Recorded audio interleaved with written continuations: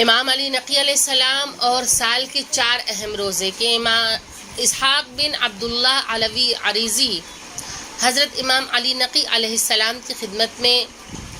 سریہ مدینہ منورہ میں حاضر ہوئے تو آپ نے انہیں دیکھ کر فرمایا کہ میں جانتا ہوں کہ تمہارے باپ اور تمہارے چچاؤں کے درمیان مسئلہ زیر بحث ہے کہ امام وہ ہے جسے علم غیب ہوتا ہے اور امام کو بغیر بتائے سب کچھ معلوم ہے، لہٰذا امام نے اسے دیکھ کے برجستہ کیا کہا کہ تمہارے باپ اور تمام چچاؤں کے درمیان یہ مسئلہ زیر بحث ہے کہ سال کے وہ کون سے روزے ہیں جن کا رکھنا بہت زیادہ ثواب کا باعث ہے اور تم اسی کے متعلق مجھ سے سوال کرنے آئے ہو۔ اس نے کہا اے مولا واقع بس یہی بات ہے۔ آپ نے فرمایا سنو،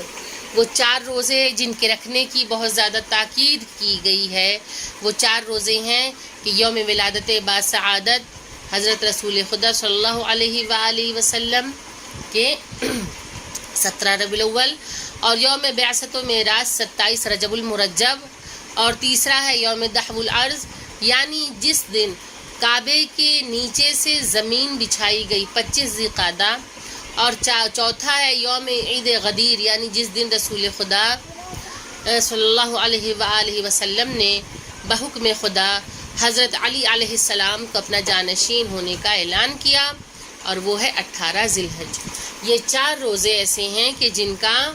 جن کو رکھنے کی تاکید کی گئی ہے اور ان کا اجر و ثواب بھی بہت زیادہ ہے۔